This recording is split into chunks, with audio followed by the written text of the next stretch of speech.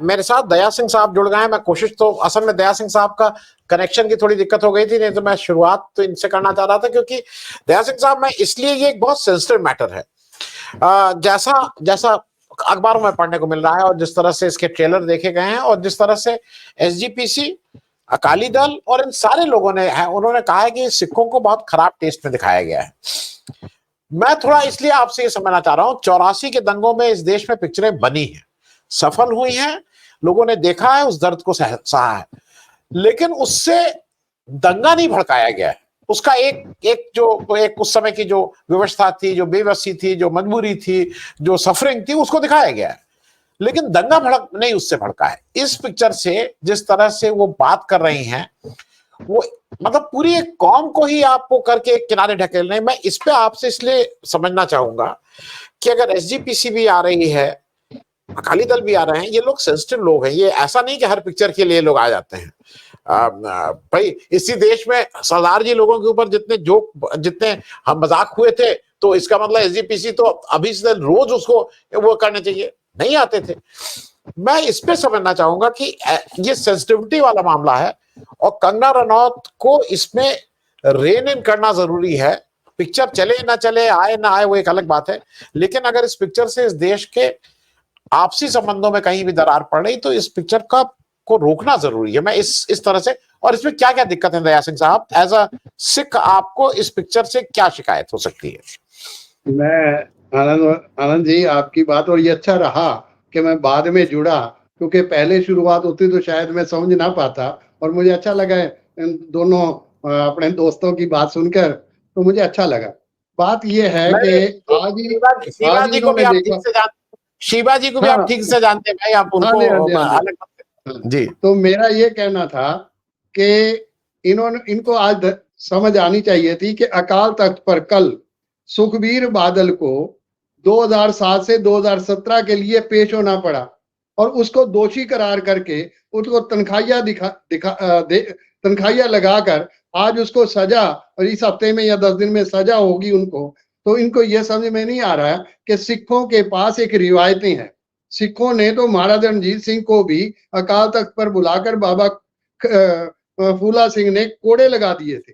शायद इनको ये समझ में नहीं आई, और ये जिनको उग्र करना चाहते हैं, इनको ये समझ होनी चाहिए कि पिछले 50 साल के हालात से पंजाब गुजरा है, और बहुत मुश्किल से इसको बैलेंसिंग आया है, अब शांति की तरफ बढ़ा है, और उसको शांति की तरफ रहना चाहिए। मुझे लगता है कि शायद आरएसएस और इनके साथी जो हैं, वो ये समझ रहे हैं कि उग्रता में ही शायद इनके पास राज सत्ता हो। ये जो गलती करते हैं, शायद इनको ये समझ में नहीं आई। और ये बॉर्डर स्टेट है पंजाब, उसका 50 किलोमीटर बॉर्डर का एरिया आपने बीएसएफ को दिया हुआ। इसका मतलब आप कितने घबराए हैं वहां से, आपको ये समझ में नहीं आ रही, या कंगना को ये समझ में नहीं आ रही, आप करना क्या चाहते हैं। अब रही बात श्रोमणी गुरुद्वारा प्रबंधक कमेटी ने, गुरचंद ग्रेवाल जी को तो आप मिले थे मेरे साथ जब एससीपी जब हम गए थे, उनसे आपकी कितनी सुंदर बात हुई और आपस में, और कितना उन्होंने हमारा मान सम्मान किया। आज या क्या ये मान सम्मान भी वो खत्म करना चाहती है, और कितने खुले दिल से। और बाद में उसी दिन जब हमने बात की कि अकाली दल को बीजेपी के साथ नहीं जाकर इंडिया गठबंधन की तरफ जाना चाहिए, और 15 दिन के बाद ही खबर आ गई कि अकाली दल ने बीजेपी का साथ छोड़कर बाहर आ गए। वो अलग बात है कि इंडिया गठबंधन के साथ हुआ या ना हुआ, तो इनको सेंसिटिविटी का पता होना चाहिए। अकेले सुखबीर बादल ही पेश नहीं हुए, आज 3 मिनिस्टर भी साथ में पेश हुए, और जो जितने कैबिनेट मिनिस्टर हैं, उनके पास संविधानिक होने के बाद भी रिस्पॉन्सिबिलिटी उन्होंने, जयदार अकाल तख्त ने कहा कि आप भी अकाउंटेबल उतने ही हैं जितने सुखबीर बादल अकाउंटेबल है। अब तो सवाल बादल पर, प्रकाश सिंह बादल पर भी उठ गया कि फखरे कौम उसको दिया था, अब वो चल बसे, पर उनका फखरे कौम भी वापस ले लिया जाए। तो इनको ये समझ में नहीं आ रहा कि सिखों के साथ इस हालात में निज्जर वाला मसला आज तक तुम्हारे से हल नहीं हो पा रहा, गुरपतवंत वाले मसले पर तुम हल नहीं निकाल पा रहे, बांग्लादेश वाला हल आपके सामने नई समस्या खड़ी हो गई, आप सिखों को और उग्र करना चाहते हो, क्या चाहते हो? तो ये तो पूछना चाहिए ये कंगना से। तीसरी बात ये है कि कंगना, मैं तो चाहता हूं कि इसकी ये पिक्चर जो है खूब रिलीज हो, और इतनी रिलीज हो ताकि इनको पता लग जाए कि इनका इंटेलेक्चुअलिज्म कितना है। इनको ज्ञान कितना है, इनको समझ कितनी है, इनको ये पता नहीं कि इंदिरा गांधी जी, मैं तो उस समय जानता हूं, सरदार हुकम सिंह जी लोकसभा के स्पीकर रहे और बाद में सिंह सभा शताब्दी कमेटी को प्रधान बने और मैं सेक्रेटरी था। मैं तो उस सारे समय को जानता हूं जब इंदिरा गांधी जी ने टोडा साहब को बुलाया था कि पंजाब आप राज करें, मेरा साथ दे दें, ताकि जयप्रकाश नारायण का आंदोलन बिल्कुल आरएसएस के कंधे पर चढ़कर आया, इसको कर दिया जाए। ज्योति बसु को भी ये कहा, ज्योति बसु ने उनकी बात मान ली और 34 साल राज किया। और अकाली दल ने ये गलती की और वो जेपी मूवमेंट के साथ चला गया। नतीजे 50 साल से जिस हालात से पंजाब गुजरा है, पंजाब या सिख गुजरे हैं, उसकी का तो इंदिरा गांधी के सिखों के साथ बहुत नजदीकी संबंध रहे। और कभी भी इवन लास्ट मोमेंट तक भी जो उसके सिक्योरिटी गार्ड थे उनको उन्होंने नहीं हटाया। वो सिख थे, लोगों ने कहा और सिक्योरिटी एजेंसीज ने कहा कि आप इनको हटा दें। उन्होंने कहा कि इसका मतलब ये मैसेज आएगा कि मैं सिखों के खिलाफ हूं। तो इसका मतलब है कि जो इतनी सेंसिटिव लेडी हो, इतना प्रधानमंत्री रहते हुए इतनी ताकत रखती हो, उसको बदनाम करने के लिए आपने ये कोई इमरजेंसी का नया पेश करने के लिए, हम तो चाहते हैं कि ये सारी पता लगे और कांग्रेस को समझ आए कि कांग्रेस भी इंदिरा गांधी को डिफेंड नहीं कर पा रही।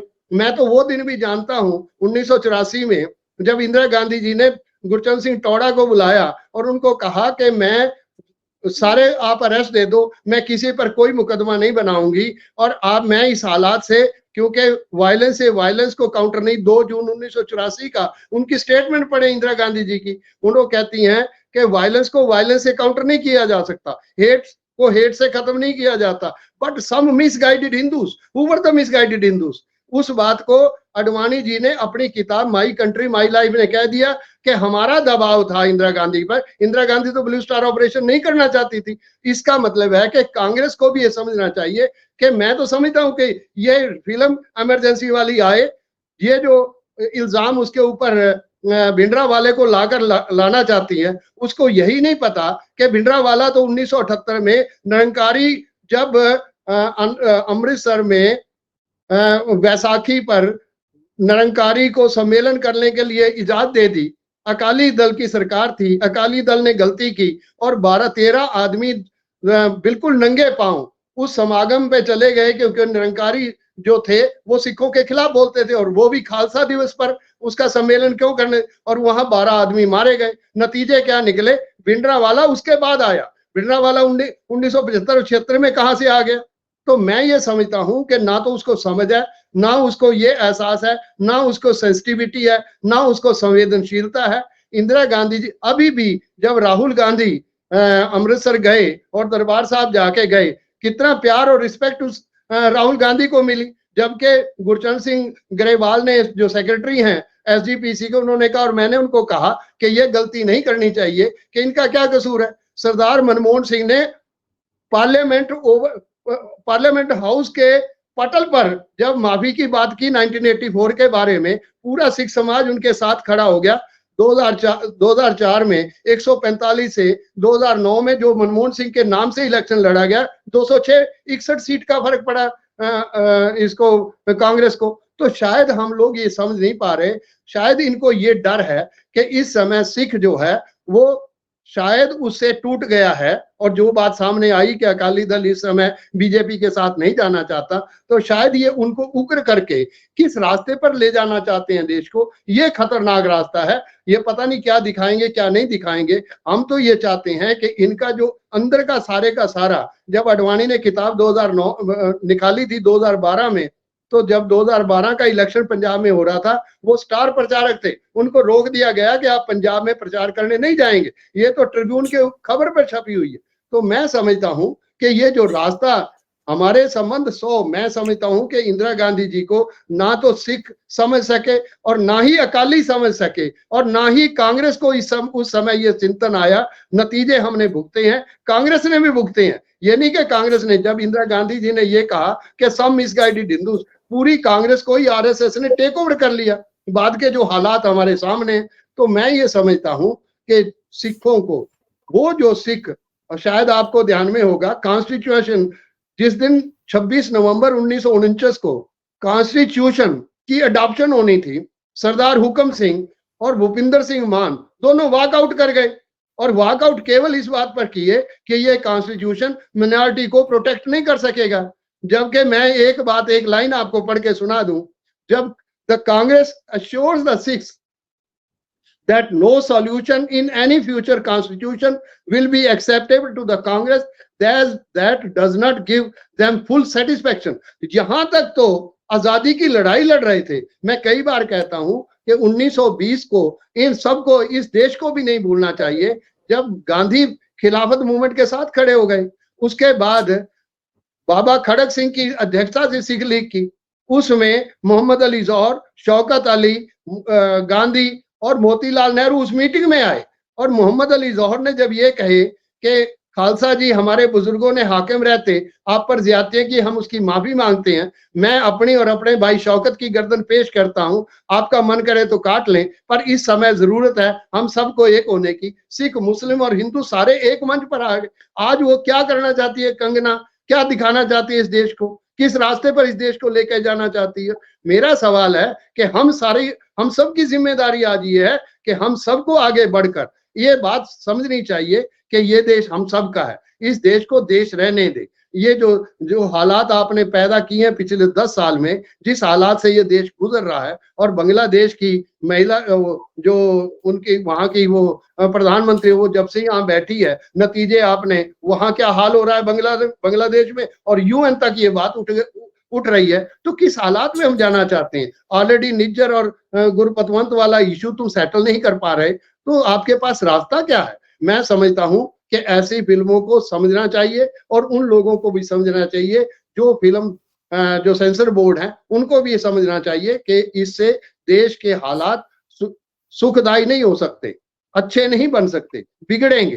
और अगर बिगड़ेंगे तो नतीजे क्या निकलेंगे? 50 साल सिखों ने देखा है, सिख उस हालात से गुजरे हैं। अकेले सिख नहीं, पूरे देश ने उस बात को झेला है, अकेले सिखों ने थोड़ी झेला है। इंदिरा गांधी जैसी वो महिला, वो इस देश को उसकी शहादत हो गई, तो और किसकी शहादत हम लेना चाहते हैं? ये तो मैं ये समझता हूं कि कंगना को ये समझना चाहिए, ना तो उसको समझ है। अब जो लेडी ये कह रही हो कि 2014 में ये देश आजाद हुआ, तो उसको इस देश का क्या पता है कि आजादी कैसे मिली? उसको क्या पता है आजादी क्या होती है? उसको तो ये पता है कि 2014 में ही आजादी मिली उनको, तो उनको 2014 में आजादी लेने दें। तो कैसी आजादी वो चाहते हैं, किससे आजादी चाहते हैं, ये उनको बताना चाहिए। हम तो मेरा ये कहना। जी जी